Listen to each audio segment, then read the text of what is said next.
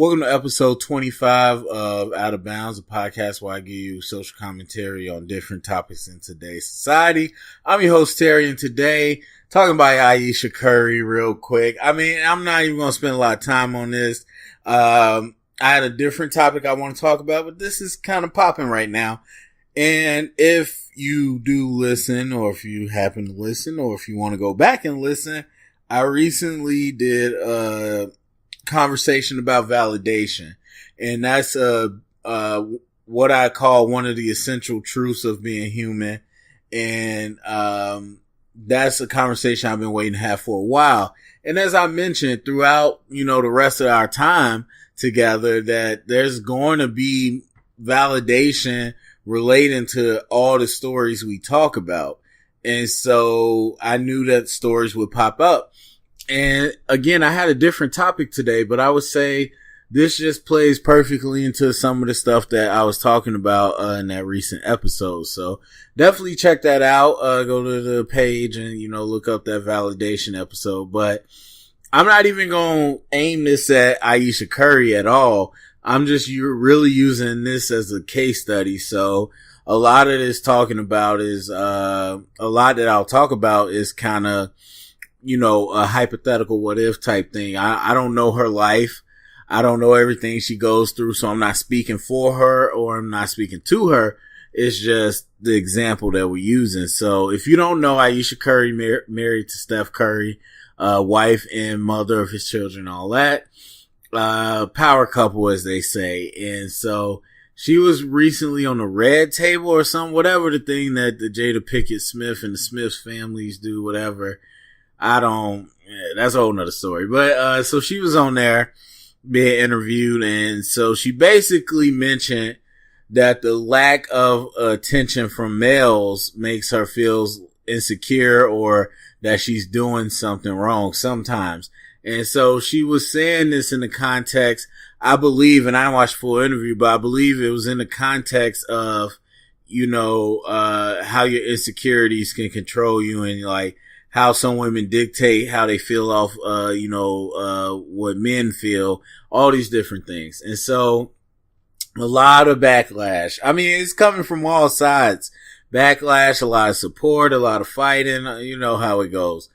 At the end of the day, this is a woman who's married to somebody, and she is basing her feelings off those of people she don't really know. It wasn't a case of, the lack of attention from these certain people or the lack of attention from, or, approval from somebody I respect. No, it's just random, people ain't in my DMs, people not messaging me like they message Steph. And Steph is an NBA superstar on like the biggest team in the world. And, I don't know Ayesha Curry a whole bunch, so I don't know where she comes from, but I'm pretty sure she's not an entertainer. And so I'm not sure why anybody would expect her to get the same level of attention as Steph Curry. Because we know there's just, celebrity whores out there. And I'll talk about that in another episode, but there's people out there that's just looking for celebrities. Okay. So she's not going to have that type of level, but anyway, she's just talking about how, it makes her feel like she's doing something wrong or, she's not as attractive or whatnot. And we get back to this conversation of validation. We get back to this conversation of who is validating, who is certifying, who is authorizing the truth in your life and the way you see life. So for you to think, I am beautiful, it's your right to think that way, especially, if you honestly feel that way. But then when validation comes in, people look for outside sources or different sources to validate that.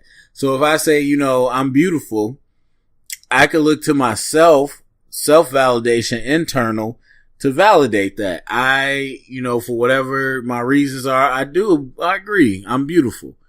Or I could look to outside sources. I could look to my friends and how many compliments they give me.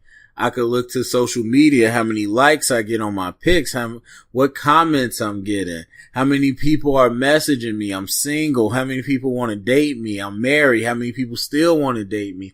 I mean, you could get validation from a lot of different places, but the question is always recognizing where you get it from and why. Why does it matter? If it's appropriate or not. And I do think there's difference. So I was thinking about this earlier today. So I'm at the gym and I'm saying like, yeah, I'm a really strong dude. Now, your strength is not so subjective as your beauty. There's things like art, movies, looks. That's all subjective. People have different opinions. Strong, that's not really an opinion. If I could go on the machine and lift the heaviest weight on there, that means I'm probably pretty strong, because not everybody in the gym is doing that. That's just a fact. That's a statistical fact.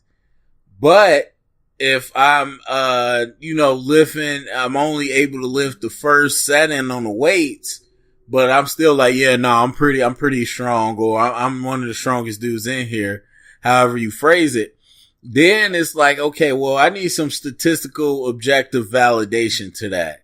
Because there's an average height, an average weight, an average amount of weight that you could lift for your height and weight. All that's measurable. You can't measure beauty. That's going to look different. Two people look at the same person and feel something different. And so when you're talking about things that are more subjective, that's when it comes into play, this validation from outside sources.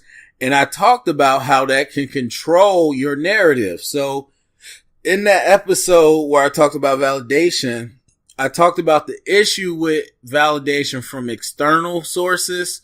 It then controls how you get to operate.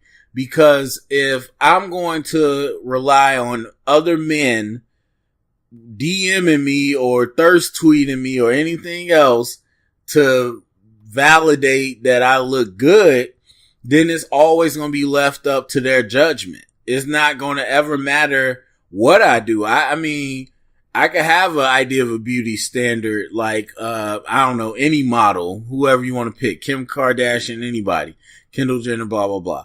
And I could end up looking exactly duplicate like them. But if I'm still not getting the messages and the tweets, then it's like, oh crap, I'm still not sexy, because I left that validation up to other people. I didn't leave that validation up to me, or I didn't value my own validation as much as other people. So that's just kind of what this comes down to. I mean, it's a lot to talk about, especially in this area of looks where, it's not just women, it's men too, that feel like they need to be validated by other people, whether it's same sex or different sex.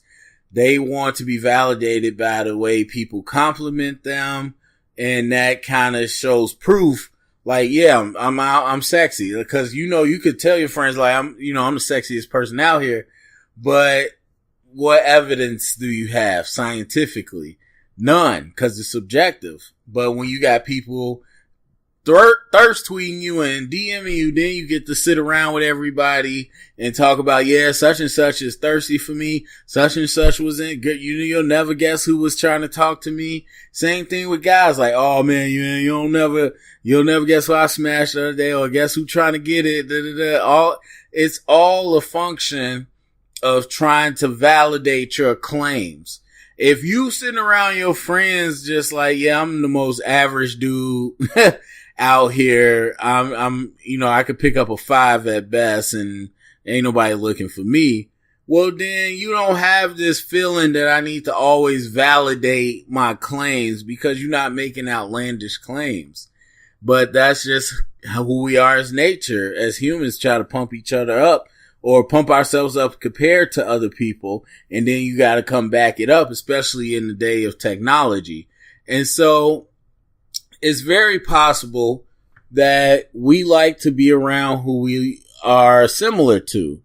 And I had this conversation with my friend earlier, and it's just like, that's something people don't want to admit now. I mean, and it could get ugly. There's an extreme to it where it's like segregation. Okay. And some people unknowingly support segregation, but that's a different story. But that can be an extreme. But if you're talking about like just at a happy medium, hey, I'm around this age. I don't have kids. I'm not in a relationship. I want to be around similar people. I'm at this age. I'm married. My kids are grown. I want to be around similar people. Oh, I'm at this age. I had newborns, but I'm a single parent. I want to be around similar people because they understand what you're going through and you have more in common to talk about, especially nowadays. I would say back then, there was a lot more exploration. There's not much exploration these days, especially with the apps and all that stuff. It's just very much, okay, do you have the qualifications that I'm looking for? No, okay, I'm moving on. And so people have little patience for others that aren't, that don't have things in common with them, because we're used to just putting online, if you don't like The Office, we're not going to get along. If you don't have dogs, we're going to have a problem. If you voted for Trump, I'm not talking to you. All this stuff. So people are just used to checking off boxes. So if we're not at a level where we have things in common, it's very easy for people to write you off. And so I think it's common for us, like I said, to want to be around people similar to us. And when we're not, you feel some type of pressure or disconnect. And so it's possible that as a married woman, you're around a lot of people that aren't married that are going through differences, or as a, wife of a celebrity who isn't a celebrity, a lot of these other wives might be celebrities. And so they got their own thirsty fans to themselves besides their, spouse. But you don't have that same level as your spouse because your spouse is way more of a celebrity than you. And so you don't have nothing to talk about. People like to gossip. People like to talk about the drama. And again, who's in my DMs? Who's doing this? Something to talk about. And if you don't feel like you have nothing to contribute, but the situation is those are the people you stuck to hang around with, you're going to feel some type of way. And it's about validation, conformity. I mentioned the Ash experiment. It's that idea that you can know something is true. You can know that this stick is longer than that stick. But if 1,000 people tell you, no, that stick is actually shorter, eventually you're going to start to question your own self because you're going to end up having that pressure to conform. And so that's very possibly what it might be with this. But anyway, that's it for me. Go down in the comment section. Let me know what you think about the whole thing. Share the conversation around. Thumbs up, subscribe. And until next episode.